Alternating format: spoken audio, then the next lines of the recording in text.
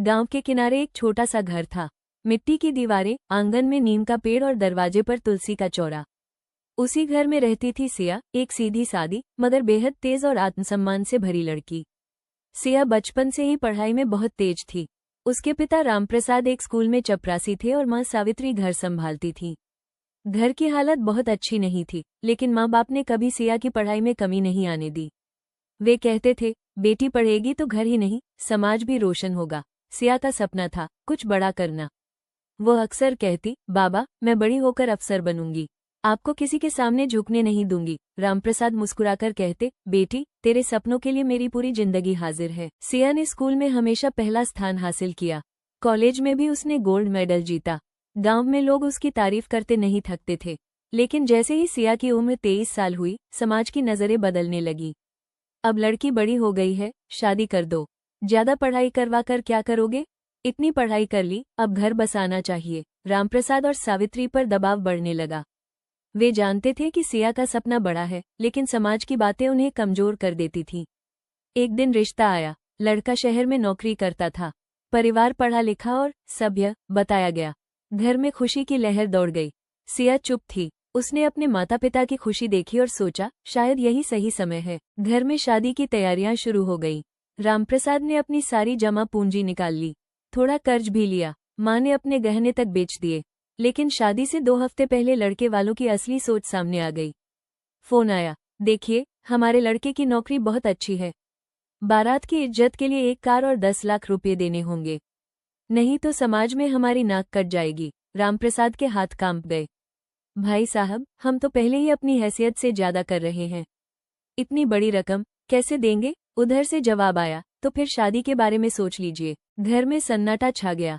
सावित्री रोने लगी। हमने क्या गलत किया था जो बेटी होना पाप बन गया?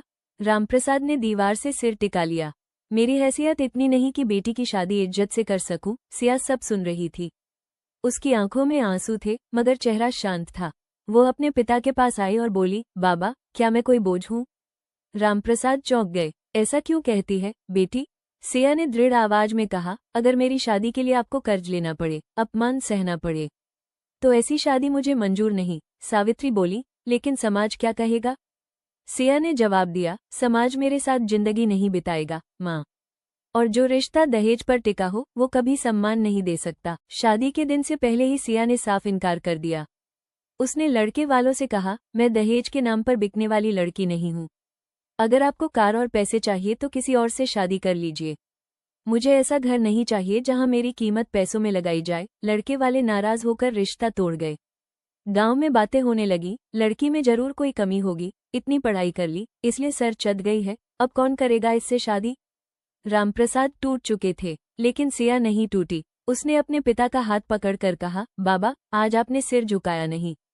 मैं वादा करती हूँ, एक दिन आप सिर उठाकर चलेंगे। सिया ने फैसला किया, वो यूपीएससी की तैयारी करेगी। घर की हालत खराब थी। कर्ज चढ़ चुका था, लेकिन सिया ने हार नहीं मानी। उसने घर पर रहकर पढ़ाई शुरू की। लाइब्रेरी से किताबें लाई, इंटरनेट पर मुफ्त लेक्चर देखे, दिन रात एक कर दिया। गांव के लोग अब भी ताने मारते, अरे, अफसर बनेगी? लड़कियों से ये सब नहीं होता। सिया मुस्कुराती और कहती, देख लेना, एक दिन यही लोग ताली बजाएंगे। पहला प्रयास असफल। परिणाम देखकर सिया के आंसू निकल आए, लेकिन उसने खुद को संभाला। रामप्रसाद ने कहा, बेटी, अगर थक गई हो तो छोड़ दे। सिया ने जवाब दिया, बाबा, मैं थकी नहीं हूँ, बस मंजिल थोड़ा दूर है। दूसरा प्रयास, इंटरव्यू तक पहुंची, लेकिन चयन नहीं हुआ। गांव में फिर बातें शुरू हो गईं, मगर इस बार सिया पहले से ज्यादा मजबूत थी। उसने खुद से कहा, जिस दिन मैंने दहेज के खिलाफ खड़े होकर शादी ठुकराई थी, उसी दिन मैंने डर को हरा दिया था। पहला प्रयास असफल। परिणाम देखकर सिया के आंसू निकल आए, लेकिन उसने खुद को संभाला।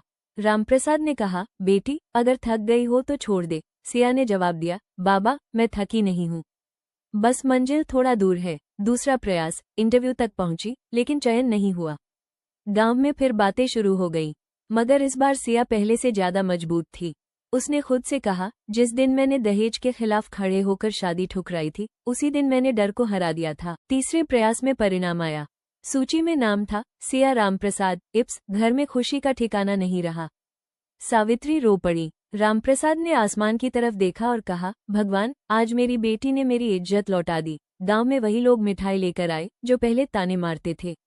अखबार में खबर छपी, दहेज ठुकराने वाली बेटी बनी IPS अधिकारी। ट्रेनिंग पूरी करने के बाद सिया की पहली पोस्टिंग उसी जिले में हुई जहां कभी उसकी शादी टूट गई थी। एक दिन एक केस आया, दहेज के लिए लड़की को प्रताड़ित किया जा रहा था। सिया ने सख्ती से कार्रवाई की, दोषियों को गिरफ्तार करवाया। प्रेस कॉन्फ्रेंस में एक पत्रकार ने पूछा, मैडम, आप दहेज प्रथा पर क्या कहना चाहेंगी?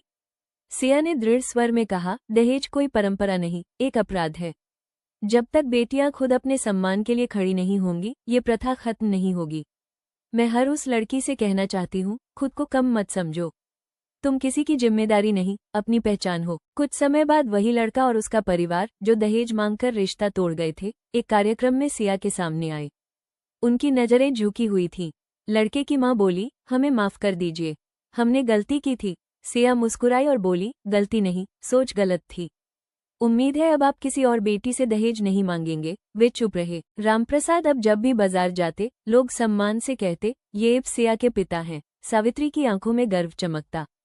एक दिन सिया ने अपने माता पिता से कहा, बाबा, माँ, अगर उस दिन आप मेरा साथ नहीं देते तो मैं यहाँ तक नहीं पहुँच पाती। रामप्रसाद ने कहा, बेटी, उस दिन तूने हमें सहारा दिया था। सिया की कहानी सिर्फ एक लड़की की सफलता की कहानी नहीं थी, वो एक संदेश थी कि दहेज से बड़ा होता है आत्मसम्मान, कि बेटी बोझ नहीं, ताकत होती है, कि समाज बदलता है जब कोई एक खड़ा होने की हिम्मत करता है। आज सिया हर स्कूल और कॉलेज में जाकर लड़कियों को प्रेरित करती है। वो कहती है, तुम्हारी कीमत गाड़ियों और पैसों से नहीं लगती, तुम्हारी कीमत तुम्हारे सपनों से है। और सच में, जिस दिन एक लड़की दहेज के खिलाफ खड़ी हो जाती है, उसी दिन समाज बदलने की शुरुआत हो जाती है।